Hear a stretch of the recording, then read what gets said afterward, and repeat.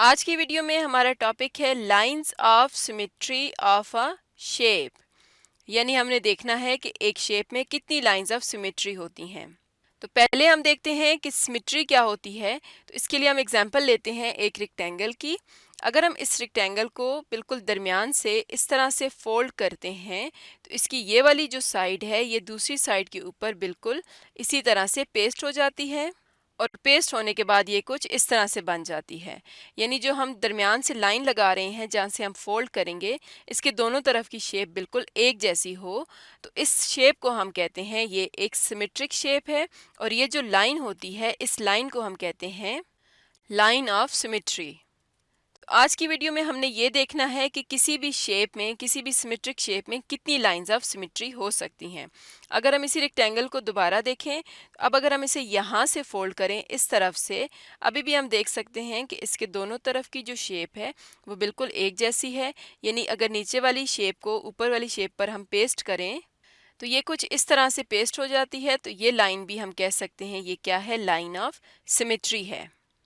लेकिन अगर हम इसी रेक्टेंगल को यहाँ से फोल्ड करने की कोशिश करें और अब ये वाली साइड यहाँ पर पेस्ट करें तो वैसे भी हम देख सकते हैं कि लाइन के दोनों तरफ की शेप एक जैसी नहीं है। तो ये कुछ इस तरह से दूसरी साइड पर जाकर पेस्ट होगी, यानी ये पूरी तरह उसके ऊपर पेस्ट नहीं हो सकती। इसका मतलब है कि ये जो हमने लाइन ड्रॉ की है ये लाइन ऑफ सिमेट्री नहीं है। तो इसके लिए हम लिख सकते हैं not a line of symmetry.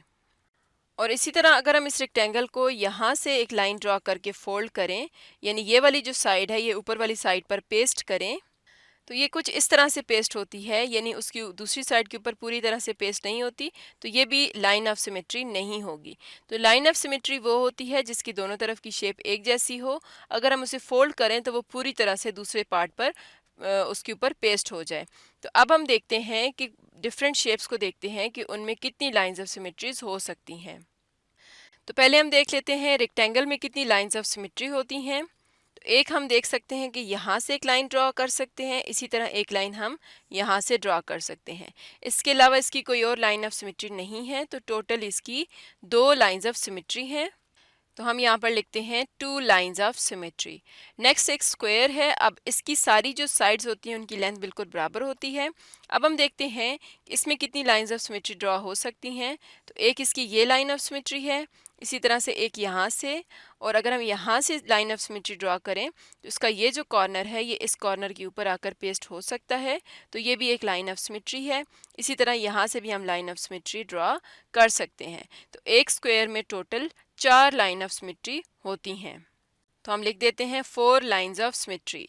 इसी तरह नेक्स्ट है रोम्बस। तो रोम्बस को अगर हम देखें इसकी चारों साइड्स बराबर होती हैं, और अगर हम यहाँ से एक लाइन ड्रॉ करें तो दोनों तरफ की शेप सेम है। इसी तरह यहाँ से लाइन ड्रॉ करें तो दोनों तरफ की शेप सेम है। लेकिन अगर हम यहाँ से लाइन ड्रॉ करते हैं तो दोनों तरफ की शेप डिफरेंट है, क्योंकि ये जो कॉर्नर है ये यहाँ पर कहीं जाकर पेस्ट होगा। इसका मतलब है कि इसकी सिर्फ 2 ही लाइंस ऑफ सिमेट्री हैं। तो हम लिखते हैं 2 lines of symmetry. Next kite है, और इसकी अगर हम देखें तो यहाँ से लाइन ऑफ सिमेट्री ड्रॉ हो सकती है, दोनों तरफ की शेप बिल्कुल सेम है। लेकिन अगर हम यहाँ से लाइन ड्रॉ करते हैं तो इस तरफ की शेप दूसरी शेप के ऊपर बिल्कुल इसी तरह पेस्ट नहीं होगी। इसी तरह से अगर हम यहाँ से लाइन ड्रॉ करते हैं तो ये भी सिमेट्रिक शेप नहीं बनती। इसका मतलब है कि एक काइट में एक ही लाइन ऑफ सिमेट्री होती है। तो हम लिखते हैं 1 लाइन ऑफ सिमेट्री। नेक्स्ट हमारे पास एक इक्विलेटरल ट्राइंगल है। इक्विलेटरल ट्राइंगल वो होती है जिसकी तीनों साइड्स की लेंथ बिल्कुल बराबर हो। अब हम देखते हैं कि इसमें कितनी लाइंस ऑफ सिमेट्री होंगी। तो अगर हम एक लाइन यहाँ से ड्रॉ करते हैं तो दोनों तरफ की शेप सेम है। इसी तरह हम एक लाइन यहाँ से ड्रॉ करें तो दोनों तरफ की शेप सेम होगी, और अगर हम इस कॉर्नर से लाइन ड्रॉ करते हैं तब भी दोनों तरफ की शेप बिल्कुल सेम होगी। इसका मतलब है कि एक इक्विलेटरल ट्राइंगल में 3 लाइन ऑफ सिमेट्री होती हैं। तो हम लिखते हैं 3 लाइंस ऑफ सिमेट्री। नेक्स्ट एक आइसोसेलेस ट्राइंगल है, यानी इसकी 2 साइड्स सेम होती हैं। अब अगर इसकी लाइन ऑफ सिमेट्री देखें तो यहाँ से हम एक लाइन ड्रॉ कर सकते हैं, लेकिन अगर हम यहाँ से लाइन ड्रॉ करते हैं तो ये वाला जो कॉर्नर है ये यहाँ पर कहीं पेस्ट होगा, यानी ये लाइन ऑफ सिमेट्री नहीं है। तो इसका मतलब है कि आइसोसेलेस ट्राइंगल में एक ही लाइन ऑफ सिमेट्री होती है। हम लिखते हैं 1 लाइन ऑफ सिमेट्री। नेक्स्ट जो ट्रायंगल है वो एक स्केलिन ट्रायंगल है और स्केलिन ट्रायंगल की कोई भी साइड्स इक्वल नहीं होती।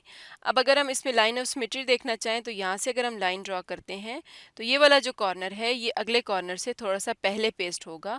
इसका मतलब है कि यहाँ से हम लाइन ऑफ सिमेट्री ड्रॉ नहीं कर सकते और कहीं और से भी अगर हम देखें तो हम लाइन ऑफ सिमेट्री ड्रॉ नहीं कर सकते। तो स्केलिन ट्रायंगल में कोई भी लाइन ऑफ सिमेट्री नहीं होती, तो हम लिखते हैं no lines of symmetry. Next जो शेप है वो एक सर्कल है। तो सर्कल को अगर मैं यहाँ से एक लाइन ड्रॉ करूँ तो दोनों तरफ की शेप बराबर होगी।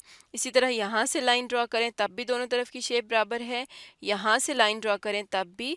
तो इसका मतलब है कि हम सर्कल पर जितनी लाइंस भी ड्रॉ कर लेंगे उसके हर तरफ दोनों तरफ की जो शेप होगी वो बिल्कुल बराबर होगी। तो सर्कल पे जो लाइन ऑफ सिमेट्री होंगी उन्हें हम लिखते हैं infinite lines of symmetry. Infinite का मतलब होता है बहुत ज़्यादा, जिन्हें हम काउंट भी नहीं कर सकते। तो एक सर्कल में इनफाइनाइट यानी बहुत ज़्यादा लाइंस ऑफ सिमेट्री होती हैं, जितनी मर्जी हम ड्रॉ करना चाहें कर सकते हैं। तो आज की वीडियो में हमने देखा कि किसी भी सिमेट्रिक शेप में हम किस तरह से लाइंस ऑफ सिमेट्री की जो उसका नंबर है वो फाइंड कर सकते हैं।